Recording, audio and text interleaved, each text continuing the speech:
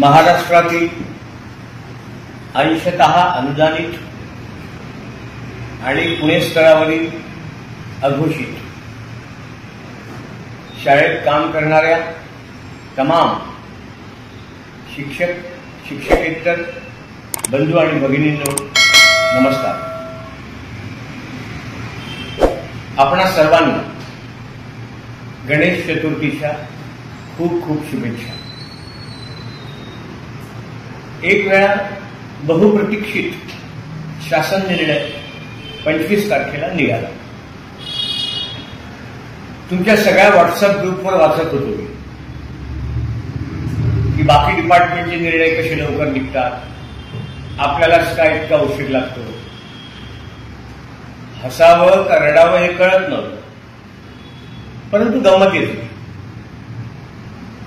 अखेर काही का होईना तो निर्णय निघाला आणि या सगळ्या निर्णयाचं श्रेय आझाद मैदानावर जमलेल्या मावळ्यांना आहे हे पुन्हा एक वेळा मी अधोरेखित करतो. आता आपण सगळे इतके हुशार आहोत, सज्ञान आहोत की आपण तो जी.आर. पूर्ण वाचला. काही लोकांनी काय तयारी करायची त्याचा चार्ट देखील बनवला आणि तो देखील प्रकाशित केला, व्हॉट्सअपवर टाकला. त्यामुळे फारसं काही त्यात सांगण्याची गरज आहे असं मला वाटत नाही. परंतु तरी देखील मी काही गोष्टी तुम्हाला सांगतो. आता हा शासन निर्णय निधी सहित आला म्हणजे निधी आला का? नाही. या शासन निर्णयानुसार जो काही दरवर्षी अनावर्ती खर्च 970 कोटी रुपये लागणार आहे, म्हणजे कंपल्सरी खर्च जो 970 कोटी रुपये लागणार आहे त्याला वित्त विभागाने मान्यता दिली. म्हणजे दरवर्षी आता या वाढीव टप्प्यासाठी वित्त विभाग 970 कोटी रुपये देईल, हा त्याचा अर्थ. आता मला सांगा, इथे रेग्युलर पगाराचीच मारामार आहे. म्हणजे कुठे 33-61 पैसे नसतात, कुठे 32-61 नसतात, कुठे 33-79 नसतात, कुठे 511 नसतात.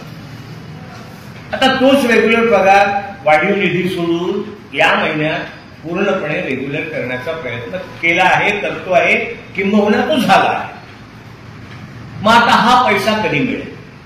निधी मंजूर झाला आहे, परंतु हा पैसा सप्टेंबरमध्ये जेव्हा रेग्युलर निधी वितरित होईल तेव्हा हा पैसा मिळेल असा माझा अंदाज आहे.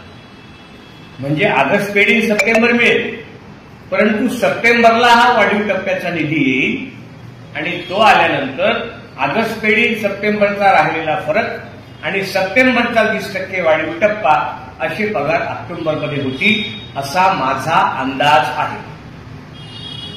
म्हणजे ऑगस्ट पेड इन सप्टेंबर नक्की मिळणार. मग आता अजून काय राहिलाय? सगळ्यात मोठा त्रुटीचा प्रश्न.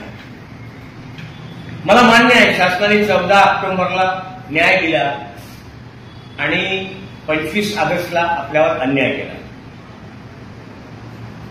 तुमच्या जागी मी असतो तर निश्चितपणे तुम्ही ज्या भावना व्यक्त केल्या तशाच मी पण केल्या असतात. आपण त्रुटीचा प्रश्न सोडलेला नाही, आपण त्यासाठी भांडणार आहोतच आणि न्याय देखील मागून घेणार आहोत, हिसकावून घेणार आहोत. मग आता कोणत्या पद्धतीनं? मला अनेक लोक विचारतात, तुम्ही आता काय करणार, तुम्ही आता कसं करणार, तुम्ही शुद्धीपत्र काढणार का? आता मी काय करणार हे जर तुम्हाला आजच सांगून दिलं तर माझ्या स्ट्रॅटेजीला काय अर्थ आहे? मी नक्की करेन. त्रुटींच्या शिक्षक आणि शिक्षकेतर बांधवांना भविष्यात 100% न्याय मिळवून देण्यासाठी मी बांधील आहे. मग प्रश्न येतो कधी?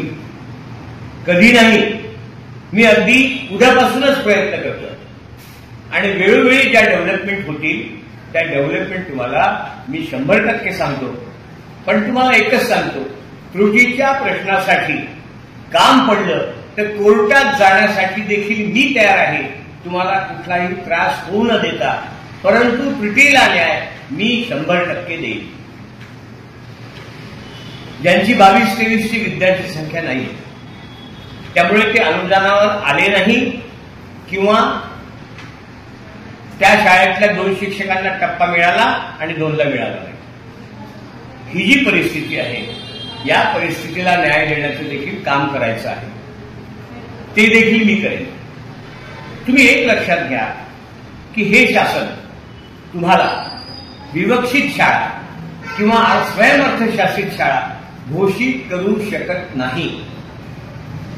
स्वयंअर्थशासित शाळेचा ऍक्ट 2012चा आम्हाला मान्यता त्याच्या पूर्वी मिळाली आहे. त्यामुळे कुठलाही कायदा पूर्वलक्षी प्रभावाने लोकशाहीमध्ये वापरता येत नाही. 22-23ला ज्यांची विद्यार्थी संख्या नव्हती त्यांना देखील न्याय देणे. 22-23ला संच मान्यतेत पद कमी आली, त्यामुळे त्या शाळेतल्या 2घांना टप्पा मिळाला, 2घांना मिळाला नाही, त्यांनाही न्याय देणे, त्यांना समान टप्प्यावर आणणे. म्हणजे 22-23ची पटसंख्या नसल्यामुळे, परंतु 24-25ची संख्या मात्र 100% पाहिजे. ती असली पाहिजे म्हणजे त्यांना पण भविष्यात न्याय मी 100% देईन. पुणे स्तरावर ज्या अघोषित शाळा आहेत त्याची आता यादी करीत आहे. यादी सरकारकडे जाणार नाही. यादी पुणे स्तरावरून शिक्षणाधिकारी कार्यालयाला येईल आणि शिक्षणाधिकारी कार्यालय नव्याने 20% त्यांना पत्र देतील. शिक्षणाधिकारी कार्यालय जे टप्प्यावर आहेत त्यांना पुढच्या टप्प्यासाठी पत्र देतील. जे टप्प्यावर सध्या आहे त्यांना कुठलीही तपासणी भविष्यात राहणार नाही. त्यांना सरळ सरळ पुढचा टप्पा मिळेल. आणि जे नव्याने 20%वर येत आहेत त्यांना मात्र त्या शासन निर्णयात जे मुद्दे आहेत त्याप्रमाणे तपासणी होईल. ह्या सगळ्या गोष्टी करत असताना तुम्ही एक जाणीव ठेवा की मी सभागृहात नाही, तरी पण जीवाच्या आकांताने जेवढं शक्य आहे तेवढं तुमच्यासाठी करतो आहे. आता याच्यातला एखादा मुद्दा जर राहिला तर तो माझ्या लक्षात नाही असं कृपया गृहीत पकडू नका. सर्वांना न्याय देण्याचं काम मी इतर लोकप्रतिनिधींना सोबत घेऊन 100% करण्याचा प्रयत्न करणार आहे. नव्हे तो तुम्हाला मिळवून देणार आहे. तुम्ही फक्त थोडासा संयम ठेवा अशी माझी तुम्हाला नम्र विनंती आहे. नंतरचा मुद्दा आहे सैनिकी शाळा. सैनिकी शाळेवरचा मुद्दा या 25 तारखेच्या GR मधून गायबच करून टाकला. असं का झालं? त्यांना पण न्याय दिला पाहिजे. 12-13 पासून त्या तुकड्या आहेत. त्यातल्या त्यात जालन्याची एक शाळा 40 वर चालली गेली. आम्ही 20 वरच आहोत. हा देखील मुद्दा मी लावून धरला आहे. म्हणजे त्रुटीचा मुद्दा, सैनिकी शाळेचा मुद्दा, 22-23च्या पटसंख्येचा मुद्दा, या तीनही मुद्द्यांवर माननीय मुख्यमंत्र्यांची लवकरच भेट घेऊन यावर मी तोडगा काढेन आणि सैनिकी शाळा सरसकट सगळ्या 60% जातील असा माझा प्रयत्न आहे. तुम्ही काहीच काळजी करू नका. हे सर्व मुद्दे मी भविष्यात लावून धरेन आणि सोडवेन. तुर्तास एवढेच. तुम्ही फक्त पाठीवर हात ठेवून लढ म्हणा. मी लढतोय. धन्यवाद.